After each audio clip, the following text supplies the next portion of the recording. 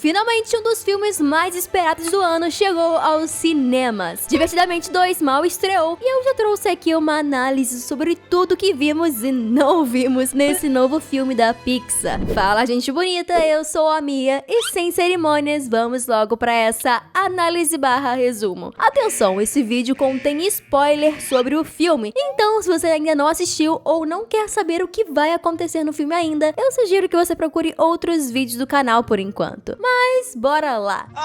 Vamos nessa! O filme começa com a Riley em um ringue de patinação, jogando hóquei com as amigas da escola dela. E como sempre, mandando muito bem. E é exatamente isso que chama a atenção da treinadora do ensino médio, que está na plateia assistindo os jogos. E no fim do jogo, ela convida a Riley e suas duas melhores amigas para um acampamento de hóquei. Gente, sim, uma novidade nesse filme, a Riley tem amigos, eba! Bree e Grace são mostradas como amigas inseparáveis, e elas possivelmente se conheceram um tempo depois dos acontecimentos do primeiro filme. O legal dessa continuação é que eles não deixaram a cabeça da Riley como já conhecíamos, e muitos conceitos foram introduzidos para esse filme. O primeiro que é mostrado pra gente são as linhas das crenças, em que basicamente as emoções podem pegar aqueles orbes de emoções e levar por um elevador para um tipo de rio, onde os orbes flutuam e criam fios com crenças, que são o que fazem a Riley ser ela mesma. Mas as mudanças nunca param por aí. Na noite da véspera do acampamento, a mente da Riley começa a mudar. Literalmente mudar, gente. Enquanto as emoções que a gente já conhecia, alegria, tristeza, medo, raiva e nojinho estavam dormindo, um alarme começa a apitar na mesa de comando da Riley. Um botão que tinha sido apresentado pra gente lá no final do primeiro filme. Um botão chamado puberdade. A alegria tenta eliminar ele, lançando ele pra longe da base. Mas quando eles acham que acabou, alguns trabalhadores chegam quebrando tudo, preparando o local para a chegada das novas emoções. Quando a Riley acorda na manhã seguinte, ela está hipersensível e com o mínimo toque no painel de controle, ela já reage de maneira exagerada, sendo grossa com os pais dela, depois chorando do nada e por aí vai. Mas logo ela se acalma e se arruma para o acampamento. Durante a viagem, enquanto conversava com suas amigas, ela descobre que as duas foram para outra escola para o ensino médio. E aí que surgem as novas emoções: a ansiedade, inveja, tédio e vergonha. No começo, a ansiedade parece estar ajudando a Riley mais do que qualquer outra emoção, mas é claro que a gente que está vendo o filme e que sabe do que realmente a ansiedade se trata, ficamos desde o começo com o pé atrás. Enfim, o acampamento começa e a Riley começa a Val. Gente, eu fiz muito vídeo teorizando sobre como seria a relação das duas, sugerindo até mesmo um romance. Mas a Riley ainda é bem novinha e não tivemos muitos sinais de que elas possam virar um casal no futuro. Aí a coisa começa a dar errado.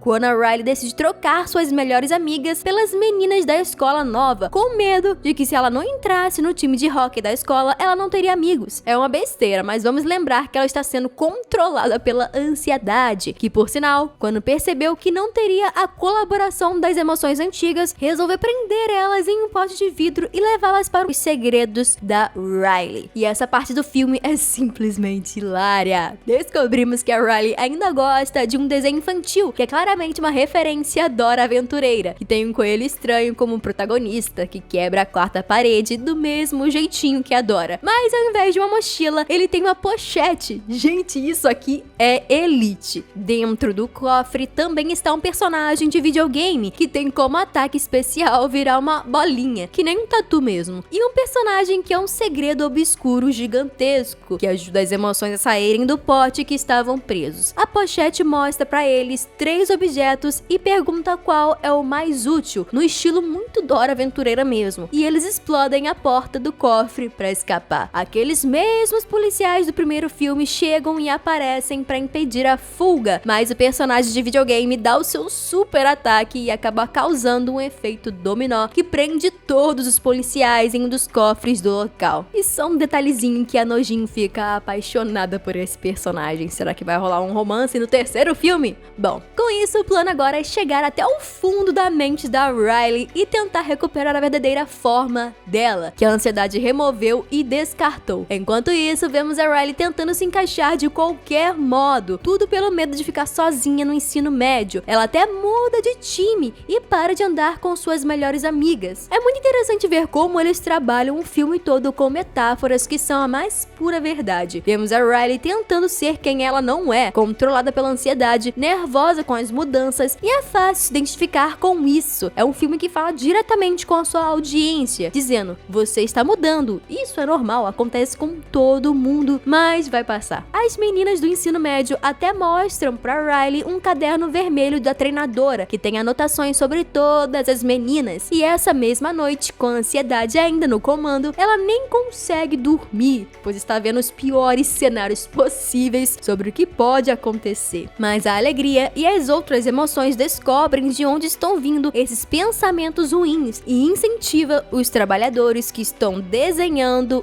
cenários ruins a criar coisas boas, o que temporariamente resolve. Mas aí a ansiedade tem a ideia de espiar aquele caderno que contém as informações de todas as jogadoras. E é isso que ela faz. Ela entra na escola, lê o caderno e descobre que a treinadora acha que ela não está pronta ainda. Enquanto isso está acontecendo, as emoções ainda tentam voltar pro centro de comando. Eles até mandam a tristeza por um tubo. Ela fica escondidinha vendo tudo o que está acontecendo com a Riley, dominada pela ansiedade. Durante esse caminho até o fundo da mente, eles enfrentaram alguns conceitos legais. O primeiro deles é o brainstorm, a tempestade de ideias, que tem furacão e tudo. O segundo é o fluxo de pensamento. Esse eu achei muito legal. É um tipo de riozinho que leva tudo que passa pela cabeça da Riley. Tem também o abismo do sarcasmo e por aí vai. Com a Riley totalmente dominada pela ansiedade, ela vai jogar e realmente ela marca gols e é muito boa. Mas ela está tão focada no jogo que nem percebe quando ela acaba batendo em uma de suas antigas amigas. É aí que ela recebe uma falta, senta por 2 minutos em um banco e acaba tendo o que eu considero ser uma crise de ansiedade. Dentro da cabeça dela, a ansiedade está dando tantas voltas e tantos comandos que acaba criando um furacão laranja, impossibilitando qualquer um de chegar perto do controle de comando. A alegria, a tristeza, o medo e a nojinho encontram o fundo da mente da Riley, recuperam o senso de quem ela é e usam a pochete do desenho animado para criar uma explosão. Essa explosão acaba lançando um monte de orbes em direção àquele lago que contém os fios das crianças. E quando finalmente todos estão de volta, a cabeça da Riley parece que nada mais tem salvação. Quem consegue penetrar o furacão criado pela ansiedade é a alegria, que resgata ela. Mas ao tentar restaurar a antiga Riley, isso também parece não se encaixar mais. Então todas aquelas orbes que causaram a avalanche e foram parar no lago também se tornam fios de crenças e criam uma percepção muito mais complexa de quem é a Riley. Isso acaba transformando totalmente a mente dela e possivelmente mudando o jeito que ela vai se comportar daqui pra frente. No fim,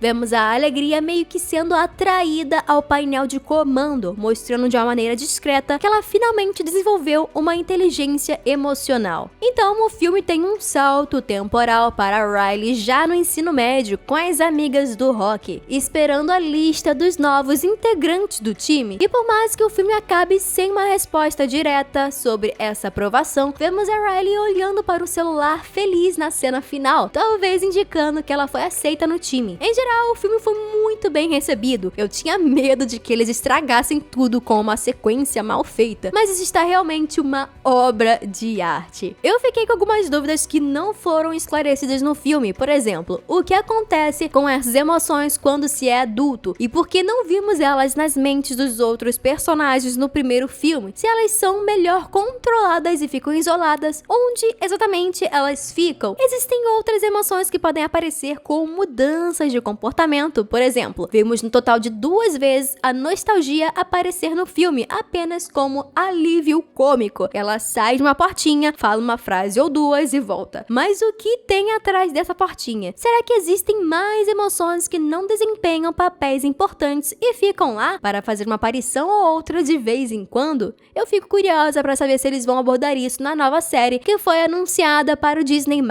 Mas e aí, o que você achou desse filme? Era do jeito que você esperava ou superou as expectativas? Conta aí pra mim nos comentários. Não esquece de deixar aquele like e se inscrever no canal, hein? Muito obrigada por assistirem e hasta la vista!